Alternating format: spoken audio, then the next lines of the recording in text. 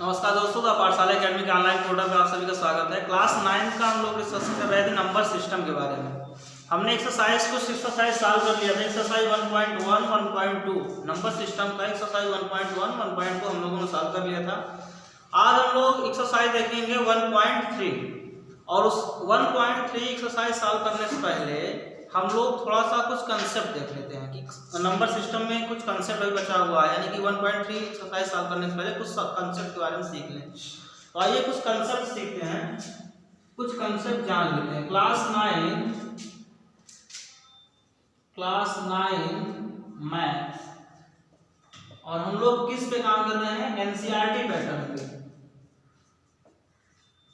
सारी क्लासेस आपको NCERT oriented मिलेंगी, इसके अलावा कुछ नहीं। ठीक, आपकी सारी क्लासेस एनसीईआरटी ओरिएंटेड होंगी। आपको मैं एक कंफ्यूजन दूर कर दूं। कुछ बच्चों का कंफ्यूजन ये है कि जो क्वेश्चन या जो कंसेप्ट बताया जा रहा है वो सीबीएसई बोर्ड का, तो ऐसा नहीं है। जो कंसेप्ट या क्वेश्चन बताया जा रहा है वो सीबीएसई बोर्ड का नहीं है, बल्कि वो एनसीईआरटी का है, जो यूपी बोर्ड और सीबीएसई बोर्ड दोनों के लिए कॉमन है।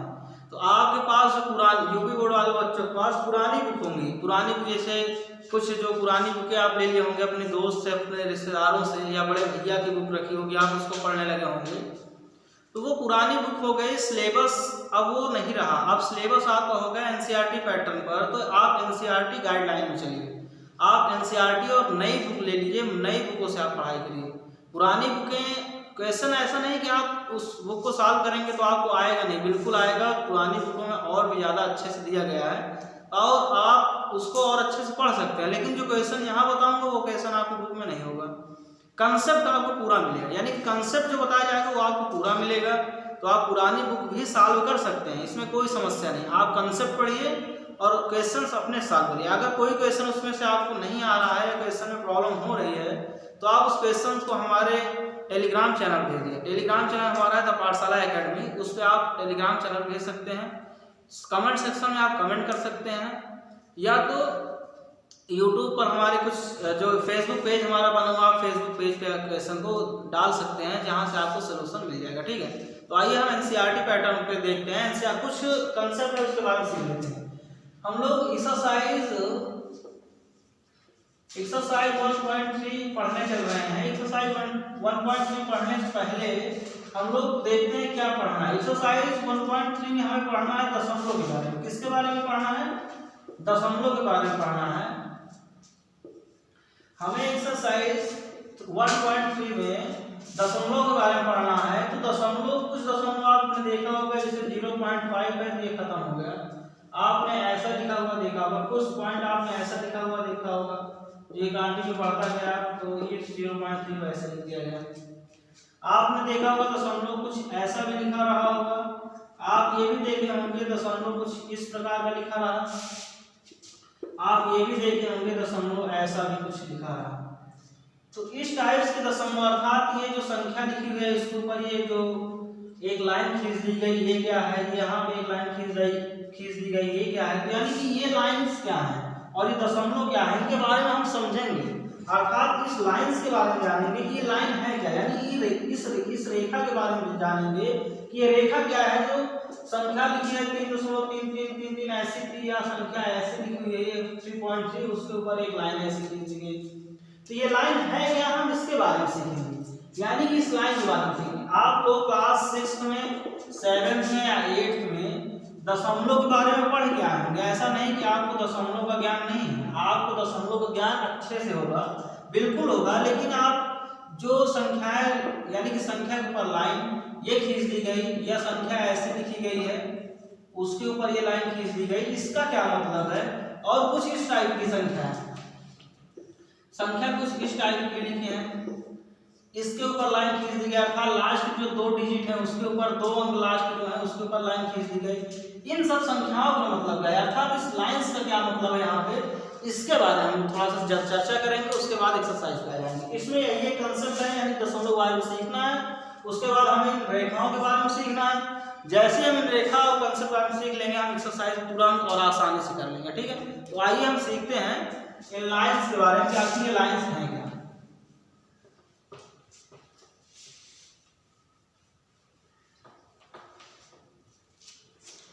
आइए देखते हैं दशमलव।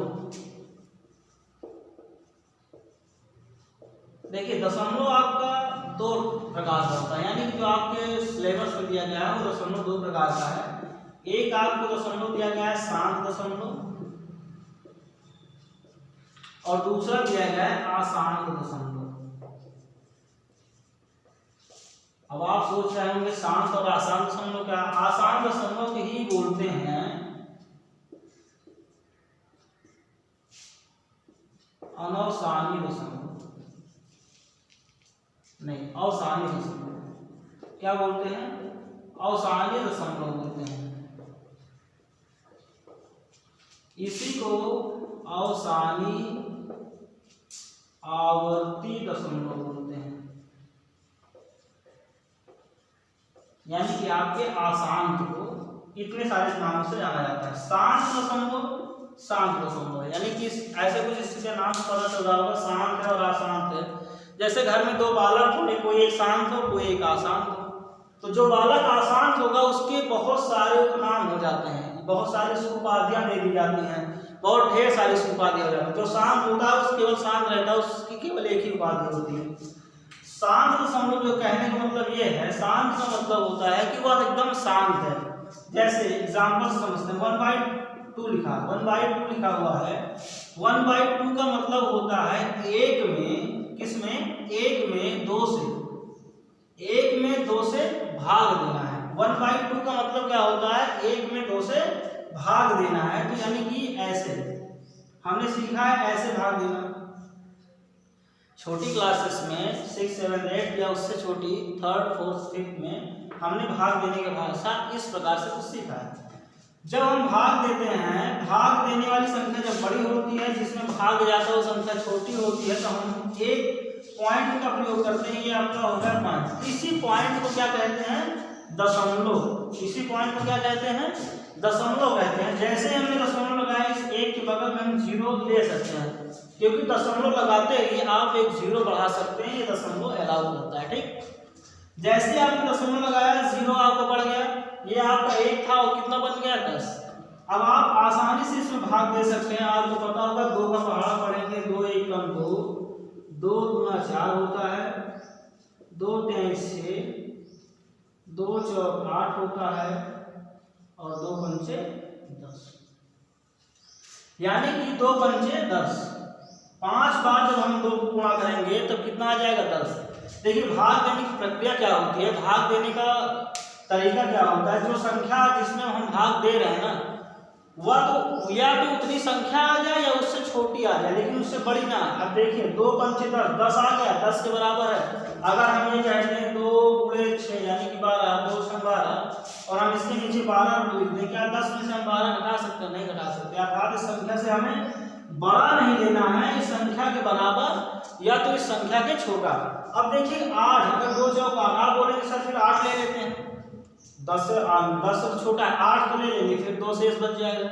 तो इससे अच्छा है कि पूरा पूरा कट रहा है तो ले लेते हैं, अगर पूरा पूरा ना कटता तो इससे छोटा लेते हैं, अगर पूरा पूरा कट जा रहा है तो पूरा पूरा काट लेते हैं। 2 पंचे 10, अब ये हो गया आपका 10, 10 में से 10 गया 0, अर्थात यहाँ कुछ नहीं बचा।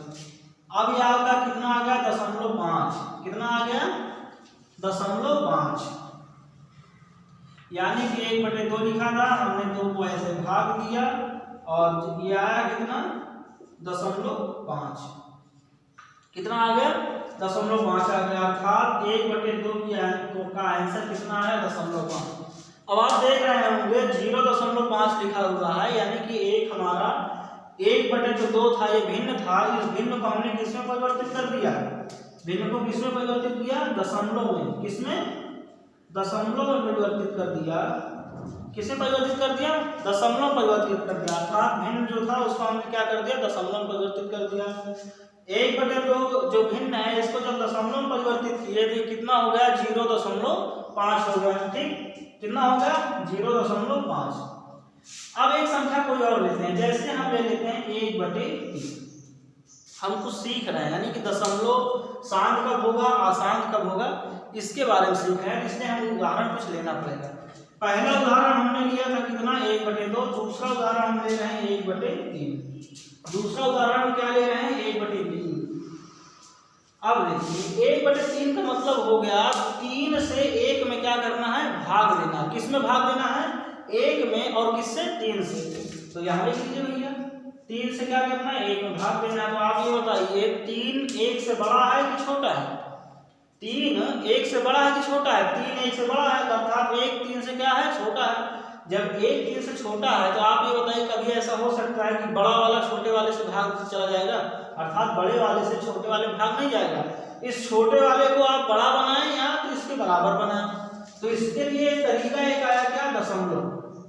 इसके लिए तरीका क्या है, दशमलव। दशमलव एक तरीका है, दशमलव जैसे लगाया, दशमलव ये कहता है कि आपने जैसे दशमलव लगाया आप एक 0 उतार ले सकते हैं, यानी कि दशमलव अलाउ करता है। ये दशमलव आदेश देता है कि जैसे ही आपने दशमलव लगाया आप एक 0 उतार सकते हैं, इसलिए कोई समस्या नहीं।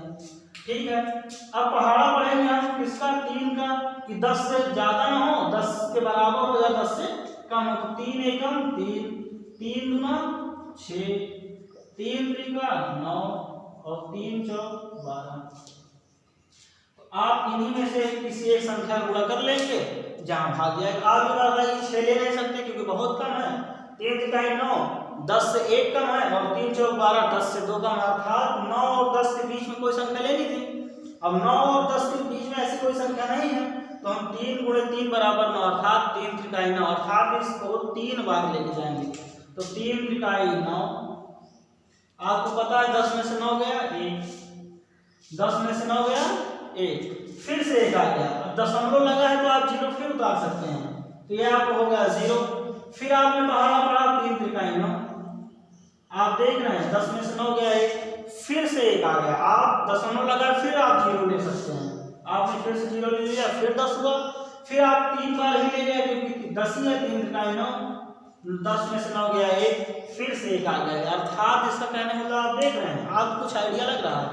हमने जब 1/2 को भाग दिया तो एक ही बार भाग दिया, ये पूरी संख्या कट गई, यानी कि जैसे हमने एक बार भाग दिया पूरी संख्या कट गई, हमारा आंसर मिल गया। लेकिन यहाँ पे क्या हो रहा है, 1/3 में ये हो रहा है कि हम 10 जब 1 में भाग दे रहे हैं, दशमलव 10 बना रहे हैं, तो हर बार हमें शेष कितना मिलता जा रहा है, 1 मिलता जा रहा है। शेष हमारा कितना मिलता जा रहा है, 1 हमें क्या मिलता जा रहा है, शेष पर हमें क्या मिलता जा रहा है, 1, लगातार हमें शेष पर 1 मिलता जा रहा है। तो इसका एक आइडिया लगा, कितनी बार भी हम भाग ले लें हमें लगातार 1 शेष मिलता रहेगा, अर्थात इसको जब हम प्रक्रिया जो भाग देने कर रहे हैं, ये प्रक्रिया कभी समाप्त होने वाली नहीं है, ये लगातार ऐसी होती जाएगी। और यहाँ पर हम 0.3 ना, ये कंटिन्यू हम ऐसे लिखते चले जाएंगे, अर्थात पता नहीं कितनी बार हम इसको 0.3 लिखते चले जाएंगे, अर्थात ये अनंत तक चला जाएगा, लेकिन इसका अंत नहीं होगा, ये हमेशा इसका शेषफल कितना होगा, 1 ही होगा। ठीक, तो इससे कुछ आइडिया लग रहा होगा क्या। इसका आंसर हम क्या लिख सकते हैं, इसका आंसर लिख सकते हैं कि 1/3 को जब हमने 3 से 1 में भाग दिया तो हमारा आंसर आ 0.33333, ये ऐसे चलता चला जा रहा है। ठीक, अब देखिए हमारे पास 2 एग्जाम्पल है, 1/2 का और 1/3 का। 1/2 को हमने जब 1/2 को जब हमने सॉल्व किया तो 0.5 आ गया, अर्थात 1 में जब 2 से भाग दिए तो एक ही बार में कट गया, 0.5 आ गया, ये यहीं पे रुक गया, इसके आगे तो गया नहीं। लेकिन जब 1/3 को हमने भाग दिया, 1/3 में जब हम सॉल्व कर रहे हैं, 3 में जब 1 से भाग दिए तो देख रहे हैं कि 0.3333 ये लगातार चलता हुआ चला जा रहा है, ये रुक नहीं रहा। क्या हो रहा, रुक नहीं रहा। यही वो बालक है, क्या यही वो बालक है जो उपद्रवी है, जो अशांत है, शांत बैठने वाला नहीं है। ये हमेशा चलता रहेगा, हमेशा कुछ ना कुछ उपद्रव करता रहेगा, कुछ ना कुछ करता रहेगा, ये शांत बैठने वाला नहीं है। तो अर्थात ये शांत बैठने वाला नहीं है, तो इसका नाम हमने क्या दिया, अशांत है, अर्थात अवसानी आवर्ती दशमलव है। और ये शांत बैठ गया, एक ही बार हमने इसको सॉल्व किया, एक ही बार ये शांत बैठ गया, इसके बाद कुछ बोलने वाला नहीं, ये शांत हो गया। तो अर्थात अभी कुछ नहीं बोलेगा, कोई उपद्रव नहीं करेगा, शांत बैठेगा। तो इसका मतलब किस प्रकार का बालक हुआ, शांत प्रकार का बालक हुआ, अर्थात किस प्रकार का दशमलव हुआ, शांत प्रकार का दशमलव हो गया। समझा रहा है। और ये उपद्रवी टाइप का बालक है, उपद्रवी टाइप का जो बालक है तो ये शांत बैठने वाला नहीं है, मारेगा, किसी से झगड़ा करेगा, किसी से कुछ करेगा, मतलब ये कंटिन्यू कुछ ना कुछ करता रहेगा। यानी कि जिसकी कहने मतलब इसकी उपद्रव करने की सीमा या कोई भी चीज करने की सीमा नहीं है, ये हमेशा कुछ ना कुछ उल्टा सीधा करता रहेगा। ये शांत बैठने वाला नहीं है। आप इसको बोलेंगे नहीं भैया बैठ जाओ तो कहेगा नहीं, उपद्रव कुछ ना कुछ ये चालू रहेगा। आप बैठा जाएंगे तो दूसरी तरफ फिर कुछ करने लगेगा। तो ये किस प्रकार का बालक हुआ? अशांत प्रकार का बालक हुआ। अर्थात ये किस प्रकार का दशमलव हुआ? अशांत प्रकार का दशमलव हुआ। किस प्रकार का दशमलव हुआ? ये अशांत प्रकार का दशमलव हुआ। और ये किस प्रकार का दशमलव हुआ? ये शांत प्रकार का दशमलव हुआ। समझ में कुछ आया? ये शांत प्रकार का दशमलव हुआ, ये अशांत प्रकार का दशमलव हुआ। अब एक चीज और हम देख रहे हैं। हमने कहा क्या कहा था कि जो रेखाएं लग जा रही है ऊपर है ना,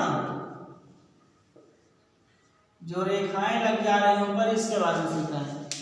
शांत दशमलव के बारे में हमने सीख लिया, अशांत दशमलव हमने देख लिया। यानी कि शांत दशमलव आपका ये हो गया, क्या हो गया?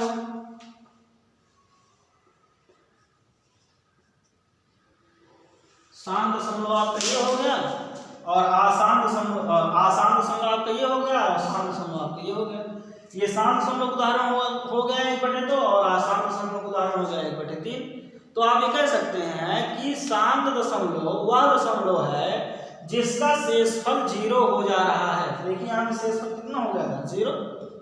10 में से 10 चला गया, कुछ नहीं बचा है, 0। तो शांत दशमलव वह दशमलव है जिसका शेषफल 0 हो जा रहा है। लेकिन आसान दशमलव वह दशमलव जिसका शेषफल 0 नहीं हो रहा था। जिसका शेषफल 0 नहीं होगा वह आसान दशमलव होगा, जिसका शेषफल 0 हो जाएगा वह शांत दशमलव होगा। इतनी बात समझ में आई बच्चा? इतनी बात आपको समझ में आई कि शांत क्या होते हैं, अशांत क्या होते हैं? इतनी बात अगर आपको समझ में आ गई है तो अब हम थोड़ा सा एक स्टेप आगे चलते हैं, इन रेखाओं के बारे में जान लेते हैं और इस एक्सरसाइज का कंसेप्ट खत्म होता है और फिर हम सीधा एक्सरसाइज पे आ जाते हैं, क्वेश्चन करते हैं, उसके माध्यम से और सारी चीजें हम सीख लेंगे। ठीक, तो हम इसको रफ करते हैं और इस रेखा के बारे में थोड़ा सा सीखते हैं कि ये रेखा है क्या। आप इसको नोट कर सकते हैं, पहले आप इसको नोट कर लीजिए 1 मिनट में। आप इसको नोट करिए।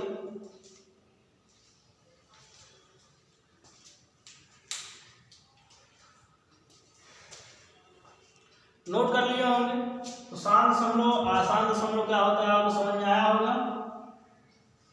समझ में आया? शांत दशमलव का मतलब यह होता है जिसका शेषफल 0 हो जाए वह शांत दशमलव है, जिसका शेषफल 0 ना हो वह आसान दशमलव। देखिए यहाँ इसका शेषफल कितना है? 1 है और इसका यहाँ शेषफल कितना है? 0। ठीक, ये हुआ शांत और आसान का क्लासिफिकेशन। अब आइए आप सीखते हैं रेखाओं के बारे में। तो रेखाओं के बारे में यही देख लेते हैं, उदाहरण देख लेते हैं। कोई भी एक एग्जाम्पल हम लोग देख ले रहे हैं। इसी एग्जाम्पल को आप ले लीजिए 0.3333 ये ऐसे लिखा हुआ। ठीक, आपने क्या किया 0.3 करके आपने बार इसको आपने ये रेखा लगा दी। इस रेखा को आप कहते हैं बार रेखा। ठीक, बार लाइन बोलते हैं, बार लाइंस या बार ब्रैकेट। तो आपने क्या किया 3 के ऊपर एक रेखा ऐसे खींच दी और इस रेखा का मतलब ये हो गया, ये रेखा ये दर्शा रही है कि जो 3 है ये बार बार आ रहा है।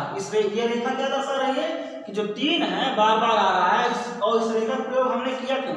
इस रेखा का प्रयोग हमने इसलिए किया कि हम बार बार लिख रहे हैं 0.3333। अब ये पता नहीं कहाँ तक है, जब हमें पता ही नहीं है तो हम सोच रहे हैं इतना लंबा चौड़ा लिखने की जरूरत क्या है, उसको हम छोटा कर लें। छोटा करने का तरीका हमने कुछ सीखा, तो हमने 3 के ऊपर एक लाइन बना दिया और हमने एक मानक बना दिया कि इस लाइन का मतलब है जो भी संख्या के ऊपर लगेगी इसका मतलब होगा वह संख्या, इसका मतलब होगा वह संख्या, क्या होगा इसका मतलब? इसका मतलब होगा वह संख्या बार बार आ रही है। क्या आ रही है? बार बार आ रही है। किसका मतलब हुआ? इस जो पोस्ट आप बार चिन्ह लगाए हैं, जो लाइंस है, इसका मतलब हो गया अगर ये किसी भी संख्या के ऊपर लगी तो इसका मतलब हो गया इस रेखा किसी भी संख्या के ऊपर अगर ये रेखा लग गई तो उसका मतलब हो गया वह संख्या आपको बार बार आ रही है, अर्थात वह संख्या बार बार आ रही है। ठीक, अब आपको समझ में आया होगा इस रेखा का मतलब कि ये संख्याएं ऊपर रेखा कैसे लग जा रही हैं, ठीक है। तो ये हुआ शांत और अशांत दशमलव और ये हुआ रेखाओं के बारे में। अब ये इस एक्सरसाइज का सारे कंसेप्ट खत्म हुए। अब हम लोग एक्सरसाइज 1.3 सॉल्व करेंगे, उसका क्वेश्चंस करेंगे कि इसके क्वेश्चंस क्या हैं। उसमें सीखेंगे कि शांत और अशांत क्या है, उसमें सब कुछ सीखेंगे, ठीक। तो आप इसको नोट करिए, रब करते हैं और एक्सरसाइज 1.1 पे आते हैं।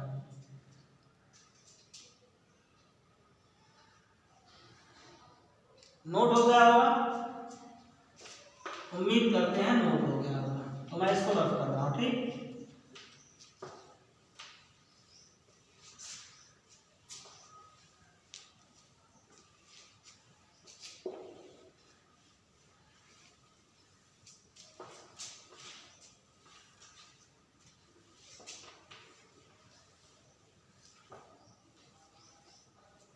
अब हम लोग आते हैं एक्सरसाइज 1.3 पर।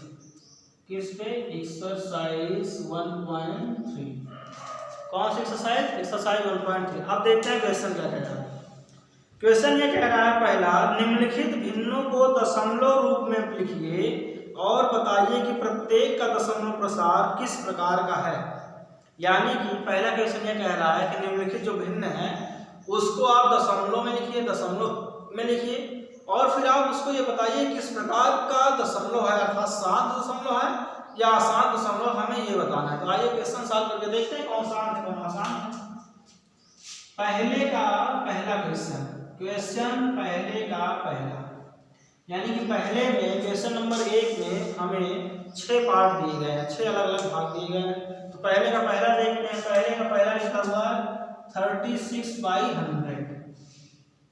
अब 36/100 शांत दशमलव है या अशांत दशमलव है,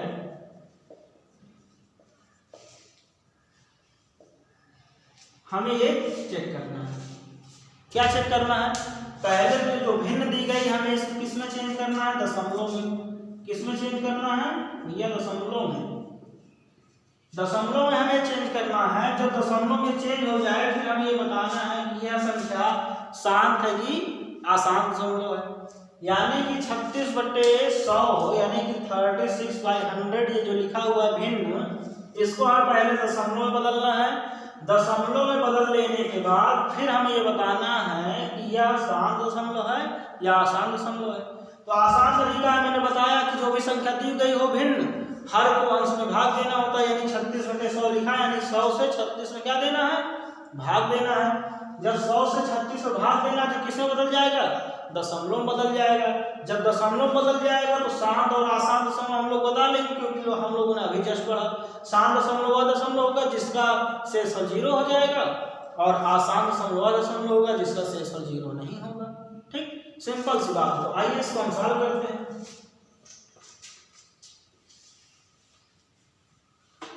थर्ड 36/100 तो हम लोग देते हैं भाग 100 में, 100 से 36 में, अर्थात 100 से 36 में भाग दे रहे हैं।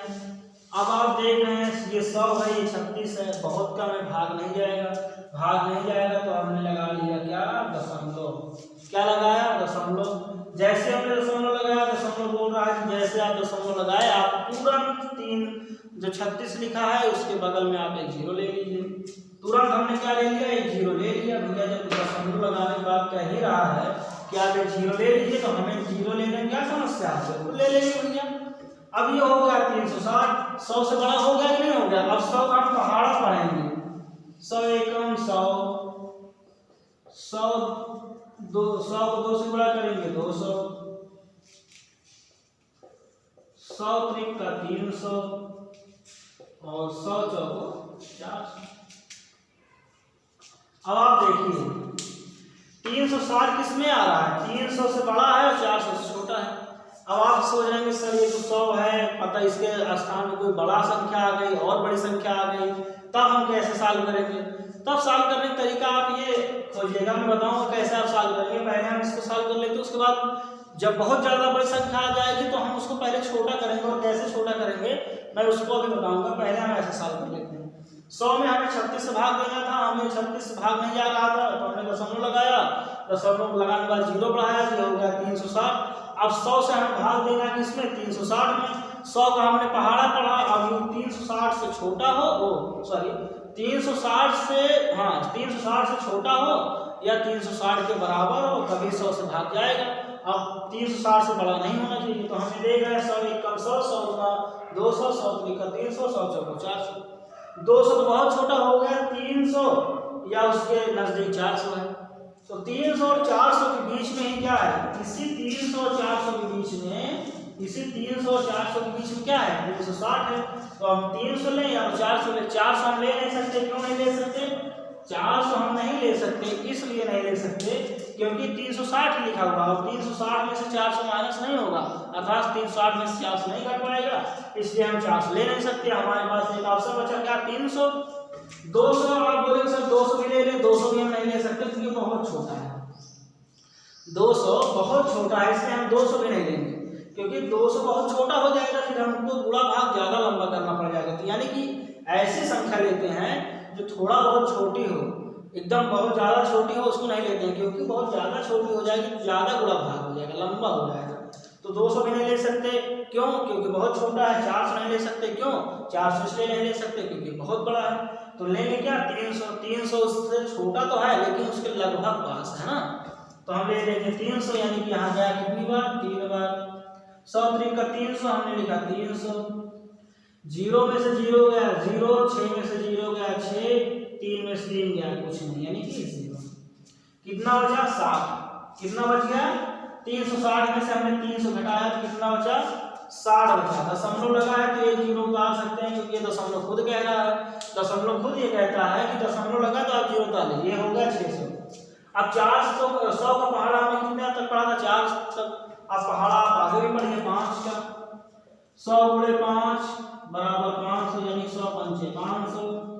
100 गुणे 6 बराबर 600, 100 गुणे 6 बराबर 600 है ना।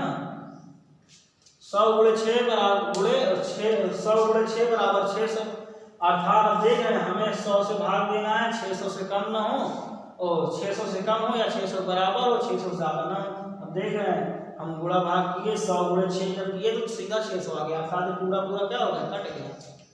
तो 100 को हमने भाग दिया, 100 से हमने 6 बार गुणा किया, 100 छक्का 600, हमने क्या किया, 600 के नीचे लिखा 600, 0 0 0 0, 6 में से गया कुछ नहीं।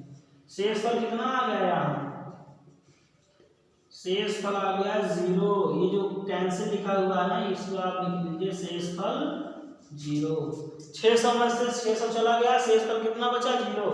इसी को शेषफल बोलते हैं। अच्छा, आप कंफ्यूज नहीं होइएगा, अगर आपको शेषफल के बारे में नहीं पता है तो मैं आपको थोड़ा सा शेषफल के बारे में बता दूं। जो लास्ट में कट जाने के बाद से यहाँ बच रहा है नीचे ना, ये होता है शेषफल और इसे हम बोलते हैं भागफल। यानी कि हम जितनी बार कोई संख्या जा रही है, कट रही है, जितनी बार हम भाग दे रहे हैं ना, 3 बार 3 से भाग दिए, 6 से भाग दिए, तो ये क्या होता है, भागफल होता है। और इसे बोलते हैं भाजक। क्या बोलते हैं, भाजक, यानी कि काटने वाला। भाजक का मतलब क्या होता है, काटने वाला। क्या होता है भाजक का मतलब, काटने वाला। और ये जो लिखा हुआ है 360 ना, इसे बोलते हैं भाज्य। क्या बोलते हैं, भाज्य। भाज्य मतलब होता है काटने वाला। क्या होने वाला, काटने वाला। यानी कि भाजक हो गया काटने वाला, भाजक क्या हो गया, काटने वाला, भाज्य हो गया काटने वाला। भागफल जो हो गया, जितनी बार हम भाग दे रहे हैं वो हो गया भागफल। शेषफल मतलब जो बच गया, अर्थात क्या हो गया, जो बच गया। शेषफल का मतलब होता है जो बच गया, यानी कि बचा हुआ। जैसे हमारे कहीं भी कुछ भी अगर कर रहे हैं, कोई काम कर रहे हैं, जैसे मान लो हमारे पास 100 रुपए है, 100 रुपए है, हमने कितने का 90 रुपए कुछ खरीद लिया, यानी कि हमारे पास कितने रुपए था, 100 रुपए था, हमने 90 रुपए का कुछ क्या कर लिया, खरीद लिया, कुछ भी खरीद लिया XYZ। तो शेष तो हमारे पास पैसा कितना बचा, 10 रुपए बचा कि नहीं। तो हमारे पास 100 रुपए था, 90 रुपए का हमने खरीदा। क्या खरीदा, माना कोई वस्तु खरीदा। क्या खरीदा, माना कोई वस्तु खरीदा। तो वस्तु आपको क्या हो गई, भागफल हो गई, अर्थात ये आपको प्राप्त हुई। भागफल मतलब जो हमें मिला, भागफल मतलब जो हमें मिला। भागफल का मतलब लिख लीजिए जो हमें मिला। भागफल का मतलब जो हमें मिला, यानी कि 100 रुपए हमारे पास था, 90 रुपए का हमने कोई वस्तु खरीद ली, यानी कि 90 रुपए क्या खरीद लिया, वस्तु खरीद लिया, बचा पैसा कितना है हमारा 10 रुपए हमारा बच गया। तो आप ये बताइए 100 रुपए था, 90 रुपए का हमने खरीद लिया कोई वस्तु, वस्तु का मतलब हो गया भागफल, अर्थात जो हमें प्राप्त हुई, अर्थात जो हमें मिला। उसके बाद हमने खरीदा क्या है, 90 रुपए की वस्तु खरीदा जो हमें मिल गई है, बचा हमारा पैसा कितना 10 रुपए है, ये हो गया हमारा शेष। इसी को बोलते हैं मैथ की भाषा में शेष, बचे हुए को बोलते हैं शेष फल, जो प्राप्त हुआ उसे बोलते हैं भागफल, जो हमारे पास था, जो हमारे पास था वो हो गया आपका भाजक, और जो हमारे पास नहीं था जिससे हमने खरीद लिया वो हो गया भाज्य, यानी जो कटने योग्य था।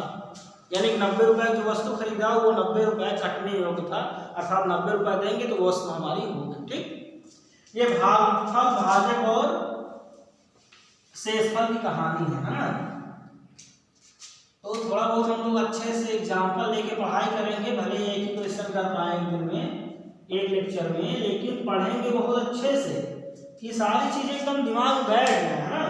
सारी चीजें क्या हो जाए, दिमाग में एकदम आपके बैठ जाए, कोई भी ऐसी चीजें ना हो जो आपको दिमाग में से मिस हो जाए, यानी सारी चीजें आपके दिमाग में हूबहू रखी रहें, आप कभी भी पढ़ें आपको तुरंत याद आ जाए।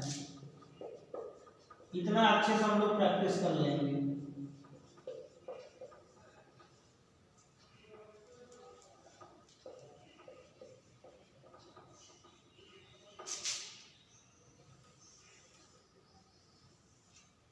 है ना, ये हो गया, यानी शेषफल कितना बचा 0, भागफल हमारा कितना प्राप्त हुआ 0.36, 0.36। आप ये बताइए 0.36 जब इसमें प्राप्त हुआ, ठीक, सवाल में हम फिर से आ गए ना, 0.36 जब ये प्राप्त हुआ, यही भागफल लिखते हैं, शेषफल 0 हो गया। तो आप ये बताइए किस प्रकार का दशमलव है, शांत है या अशांत है? बिल्कुल शांत दशमलव, क्योंकि ये 3-6 के बाद कुछ कर ही नहीं रहा, शांत हो गया, बैठ गया आराम से, अब ये कुछ नहीं करेगा। यानी कि इसको पानी मिल गया, खाना मिल गया, आराम से खा लिया, पानी पी लिया और शांत होकर बैठ गया, अब इसको कुछ नहीं चाहिए, हो गया। ये क्या किस प्रकार का दशमलव हो गया, शांत दशमलव हो गया, यानी कि अभी कुछ मांगेगा नहीं, अब जो खाना पानी मिल गया एकदम आराम से खा पी कर बैठा हुआ है। ठीक, तो किस प्रकार का दशमलव हो गया, शांत प्रकार का दशमलव। ठीक है, आइए क्वेश्चन नंबर 2 देखते हैं। पहले का सेकंड क्या कह रहा है, यानी दूसरा क्वेश्चन पहले का, इसको मैं रख करूँ या अभी आप करेंगे? अच्छा आप नोट करेंगे, ठीक है, नोट करिए, नोट करिए भैया, नोट करिए।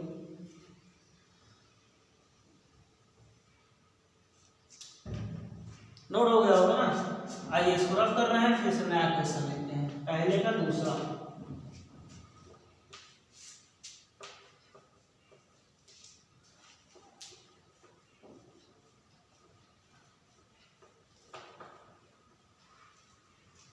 पहले का दूसरा, पहले का दूसरा क्या कह रहा है, पहले का दूसरा लिखा हुआ है 1/11, क्या लिखा है 1/11 लिखा है। अब ये कह रहा है 1/11 लिखा है, ये इसको, इस भिन्न को पहले किसमें, दशमलव में बदलें, किसमें, दशमलव बदलें, और फिर हमें ये बताएं ये भिन्न जो आपने दशमलव बदला ये शांत है या अशांत है, ये आप हमें बताइए। क्वेश्चन हमारा यही कह रहा है कि 1/11 जो है, पहले उसको आप दशमलव बदलिए, दशमलव जब ये बदल जाए ना 1/11, तो आप कहिए, बताइए हमें ये शांत है अशांत है, तो ठीक है बताएंगे, क्यों नहीं बताएंगे। क्वेश्चन कितनी दम कहाँ है जो हम ना लगा पाए ना, बिल्कुल लगा देंगे, बिल्कुल। आइए क्या बता रहे हैं कैसे लगाएंगे। 11 से भाग देंगे किसमें, 1 में, 11 से किसमें भाग देंगे, 1 में, तो 1 में भाग देंगे। चलिए ठीक है, भाग देते हैं। अब देख रहे हैं 11 तो बहुत बड़ा है इसे ना, तो अब भाग तो जाएगा नहीं, तो हमारे पास सुविधा है ना, कौन वाली, दशमलव लगाने वाली, दशमलव लगाने वाली सुविधा हमारे पास है। हमने क्या किया, दशमलव लगाया, जैसे दशमलव लगाया यहाँ पे 0 बढ़ा दिया, क्या कर लिया, 0 बढ़ा दिया। अब हम देख रहे हैं कि जैसे हमने दशमलव लगाया, 0 बढ़ाया, 10 हो गया, और ये 11 है, अर्थात अभी भी भाग नहीं जाएगा, क्योंकि ये 10 है और ये 11 है, 11 से भाग नहीं जाएगा, 11 से छोटा ही है। अब हम क्या करें, यानी कि दशमलव लगाया, एक 0 बढ़ाया, तब भी भाग नहीं जा रहा भैया, तो अब हम क्या करें, अब तो बड़ा मुश्किल हो गया, मुश्किल हो गया ना कि यार कैसे लगाएं। अब आप सोच रहे हैं आप दशमलव लगा लिया, जीरो बढ़ा लिया, अब कैसे लगाया, तो छोटा हो गया। तो छोटा हो गया कोई बात नहीं, फिर इसको बड़ा करेंगे ना, इसको 11 से बड़ा कर रहा है, यानी कि अभी 10 हुआ, फिर इसको बढ़ाएंगे। एक तरीका और इजाद किया गया, अर्थात एक तरीका और निकाला गया, एक तरीका और ढूंढा गया कि जैसे आप देखिए दशमलव लगाया तो एक बार ही जीरो उतार सकते हैं, ठीक है। ऐसा नहीं कि आपने दशमलव लगाया उसके नीचे 0 0 0 0 आप लिखते चले गए जितनी आपकी आवश्यकता, नहीं, बिल्कुल नहीं। आप दशमलव लगाने के बाद केवल एक स्टेप में एक बार जीरो उतार सकते हैं, दूसरी बार एक ही स्टेप में आप जीरो नहीं लिख सकते हैं, ठीक। तो उसके लिए क्या करना पड़ा, जैसे ही दशमलव लगाया एक जीरो उतारा, तब भी छोटा है तो दशमलव के बगल में हमने एक जीरो लिया, जब यहाँ एक जीरो लिया फिर यहाँ एक जीरो फिर हमने उतार लिया, दशमलव बगल में एक जीरो लिया, उसके बाद फिर एक जीरो लिया, है ना, तब ये हो गया 10 से 100। देखिए पहले दशमलव में नहीं था, पहले हमारा क्वेश्चन ये था 11 से भाग देना था, एक में जब एक से नहीं जा रहा था तो हमने क्या किया, दशमलव लगा लिया, दशमलव लगाया तो एक जीरो बढ़ा दिया। अब हम देख रहे हैं तब भी भाग नहीं जा रहा है क्योंकि ये 10 है, तो हमने क्या किया, दशमलव बगल में एक जीरो लगाया, ये हो गया 100, एक जीरो यहाँ लगाया फिर एक जीरो यहाँ उतार लिया, अब हो गया 100। अब ये भाग जाएगा, बिल्कुल जाएगा। 11 को आप पहाड़ा पड़ गया, आपने 11 को पहाड़ा पढ़ा होगा, 11 1 11, 11 गुना 22, 11 3 33, 11 4 44, 11 5 45, 11 से 66 ना, 11 7 77, 11 into 8 88, 11 into 9 99 और 11 into 10 110। ये आपने 11 पूरा पहाड़ लिख दिया ना, आप इसको पढ़े होंगे, बिल्कुल पढ़े होंगे। तो कितने, ये देखिए 100 है, यहाँ 110 लिखा हुआ है, यहाँ 99 लिखा है, यहाँ 100 110 लिखा है, तो इसी दोनों के बीच में होगा, यानी कि 110 और 99 के बीच में ही तो है। 99 में एक जोड़ेंगे, जैसे 99 में एक जोड़ेंगे ये तुरंत 100 हो जाएगा, और 110 तो बहुत ज्यादा है, तो इसलिए हम 99 बोलेंगे, यानी क्या 99, यहाँ लिख दिया 99। अब देखिए घटाने की प्रक्रिया, 100 में से 99 माइनस करना है। अब हमें तो जिसको आ रहा है डायरेक्ट आ रहा है, भैया हमारे पास 100 रुपया था, 99 घटा दिया, एक बचा। अब जिसको आ रहा है बिल्कुल एक बचा। अब जिसको अच्छा नहीं आ रहा है तो कैसे घटाएंगे, ये भी तो सीखना जरूरी है। अब जिसको आ रहा है तो आ ही रहा है, जिसको नहीं आ रहा है वो भी तो पढ़ेगा, उसको भी तो सीखना है ना। ऐसा तो है नहीं कि जिसको आ रहा है उसको ही पढ़ेगा, भाई जिसको नहीं आ रहा है वो भी पढ़ेगा, वो भी कोशिश कर रहा है कि मुझे भी आए, तो जब कोशिश कर रहा है तो उसको भी आना चाहिए, तो उसको भी सिखाया जाए। तो आइए सीखते हैं 100 में से 99 घटाएंगे कैसे। तो ये जो एक है ना, इस एक भैया ये वाला जीरो इस वाले एक भैया वाले भाई के पास आया, यानी कि जीरो जो है एक के पास आया, बोला भैया हमें 1 रुपये उधार दे दो। एक कहता है ठीक है भैया 1 रुपये उधार आप ले लो। जैसे इसने उधार दिया ये बन गया 10, इसके पास था जीरो, और जैसे इसने एक उधार दिया बन गया क्या 10। अब ये 10 बन गया, ये जीरो है, अब ये जीरो आया, ये जीरो गया 10 के पास, इस बगल वाले जीरो के पास जो 10 हो चुका है, कह रहा भैया हमें 1 रुपये उधार दे दिए। तो ये भी कह रहा ठीक है भैया लो, तुम हमें 1 रुपये उधार दे दो। ये जीरो जब इसके पास गया 1 रुपये उधार मांगने, तो ये कह रहा ठीक भैया ले लो तुम हो 1 रुपये उधार। तो ये 1 रुपये उधार और ले लिया, तो ये हो गया कितना, जीरो से कितना हो गया 10, कितना हुआ 10। अब बताओ जब ये जीरो से 10 हो गया तो 10 में से 9 गया, कितना बचेगा 1। अब ये बताया जाए जब इसके पास 10 रुपये था, इसको इसने 1 रुपये उधार दे दिया, तो इसके पास कितना बचा 9 रुपये। कितना बचा 9 रुपये। जैसे हमारे पास 10 रुपये था, हमारे पास कोई आया कहा भैया 1 रुपये उधार दे दो, तो हम कहें ठीक भैया लो 1 रुपये उधार ले जाओ। जब 1 रुपये उधार ले गया तो उसके पास हमारे पास कितना बचा 9 रुपये। हमने 1 रुपये इसको दे दिया तो हमारे पास कितना बचा 9 रुपये बचा। तो अर्थात ये 10 जब इसको 1 रुपये उधार दे दिया, इसके पास कितना बचा 9। अब 9 में से 9 गया कितना आया 0, 9 में से 9 गया 0, अर्थात कुछ नहीं। तो ये कितना शेष बचा 1। तो आप यहाँ लिखेंगे कितना 99, 100 में से हमने 1 घटाया तो कितना बचा 100 में से 99 घटाया तो कितना बचा? 1। कितना? 1 बचा, है ना। 100 में से 99 घटाया तो कितना बच गया? 1 बच गया। 1 बच गया। अब देख रहे हैं फिर से 1 आ गया, यानी कि फिर से 1 आया, दशमलव लगाया, 0 बढ़ा लिया, दशमलव लगाया, 0 बढ़ा लिया, फिर से भाग नहीं जाएगा, फिर वही प्रक्रिया दोहराएंगे। क्या? 0 लगाएंगे यहाँ, फिर यहाँ 0 बढ़ाएंगे, फिर से 100 आ गया। फिर पहाड़ पर है 1199 हुआ, फिर से 1199 किए, अब फिर से 100 में से 99 घटाए तो क्या हो जाएगा? 1 आएगा। अब आप देख रहे हैं कंटिन्यू एक शेष आ रहा है और ये हमेशा शेष 1 आता रहेगा, परिवर्तन इसमें नहीं होगा। तो हमारा मान कितना आ गया? 1/11। 1/11 जो भिन्न है उसको जब हमने परिवर्तित किया तो 0.0909 आया।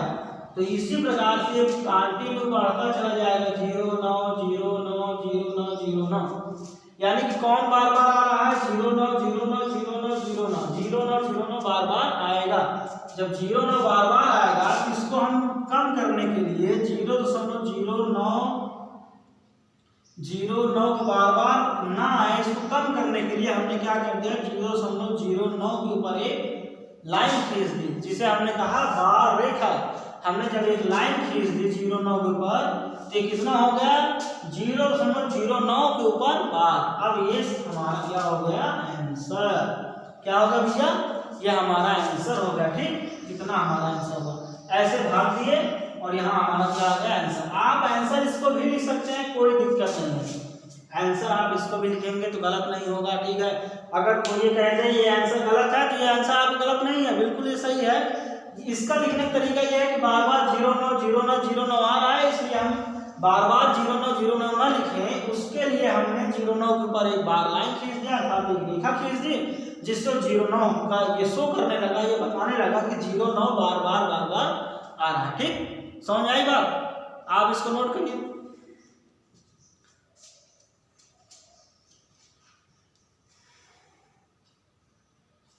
नोट हो गया होगा?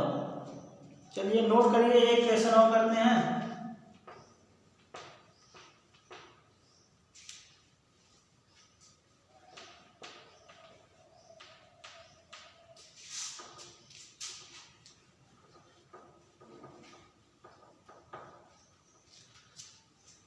पहले का तीसरा, पहले का 2 तो कर लिए थे, अब पहले का तीसरा करते हैं। पहले का तीसरा दिया 4 सही 1/8। ये पहले का तीसरा जो क्वेश्चन दिया है 4 सही 1/8 दिया है। ये क्या है? भिन्न है। इस भिन्न को, ये क्या है? भिन्न है। इस भिन्न को हमें बदलना है किसमें? दशमलव में। दशमलव में बदलने के बाद हमें ये बताना है ये दशमलव शांत है कि आसान, हमें ये बताना है। क्या करना है हमें? हमें बताना है 4 सही 1/8 दशमलव जो 4 सही 1/8 जो भिन्न है इसको हमको दशमलव में चेंज करना है। उसके बाद बताना शांत है आसान। बिल्कुल बता लेंगे, अभी तो हमने सीखा है और अभी क्वेश्चन भी किया तो क्यों नहीं बता लेंगे भैया? बिल्कुल बताएंगे आगे, उसमें क्या है। शांत होगा, शांत होगा, बताएंगे। उपद्रवी बालक है, शांत बालक है, सीधा साधा बालक है, सब बताएंगे अभी तुरंत। अब देखिए 4 सही 1/8 लिखा होगा तो कुछ लोगों को ये भी दिक्कत हो रही होगी कि 4 सही 1/8 लिखा है तो हम इसको भिन्न के रूप में कैसे लिखें? सिंपल सा, ये जो 8 लिखा है इसको हम बोलते हैं हर, है ना। बटे के नीचे वाले क्या बोलते हैं? हर। बटे के ऊपर वाले क्या बोलते हैं? अंश, है ना। और ये आपका पूर्ण अंक है। 4 जो लिखा हुआ है पूर्ण अंक है, ये अंश हो गया, ये हर हो गया। तो हम ये करते हैं अंश हर को, अच्छा लिखा रहने दो, लिखा रहने दो, थोड़ा समझ में आएगा ना। क्या हो गया? पूर्ण अंक। ठीक, अब इस हर को गुणा करते हैं किसमें? इस पूर्ण अंक में। क्या करते हैं? गुणा, अर्थात 8 × 4। क्या किया? हर को पूर्ण अंक में क्या करते हैं? गुणा। जब हर को पूर्ण अंक में गुणा किए तो 8 × 4 लिखा, और ये जो अंश है ना उसको +1 अर्थात जोड़ ले रहे हैं। क्या कर ले रहे हैं? जोड़ लेते हैं। हर को जो ये बगल में 4 है इसको गुणा किए, 8 को 4 में गुणा किया और जो गुणा हुआ उसमें अंश को जोड़ लिया तो क्या हो जाएगा, हमारा आंसर आएगा 8 चौक और बटे में जो है उसको हमने लिख लिया। ये नहीं कि आप जो बटे में उसको भूल जाए, नहीं, बटे में 8 है तो 8 रहेगा बटे में, ठीक है।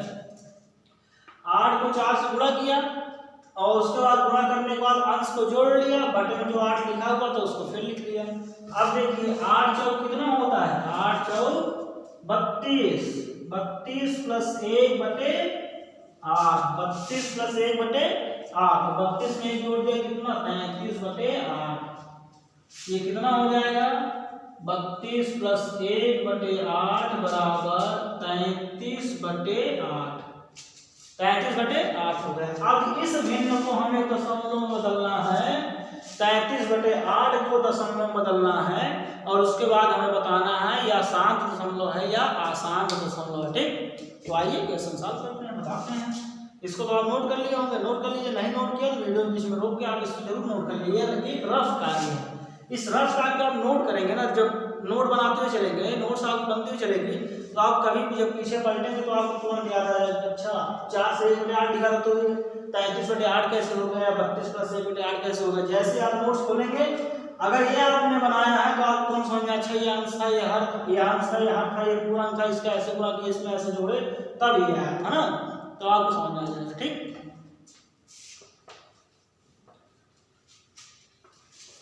33 बटे 8 का हमें क्या करना है, दशमलव बदलना है। तो सीधा सा सिंपल सा है, 8 से भाग किसमें देना भैया, 33 में, 33 में 8 से भाग देना तो बिल्कुल चला जाएगा। 8 से पता है, 8 का आप पहाड़ा पढ़िए तो 8 एकम 8, 8 गुना 16, 8 त्रिक 24, 8 पंच 40, 8 छम 48, 8 सते 56, 8 अठाई 64, 8 नवा 72, 8 दहम 80। ये आपको पहाड़ा हो गया।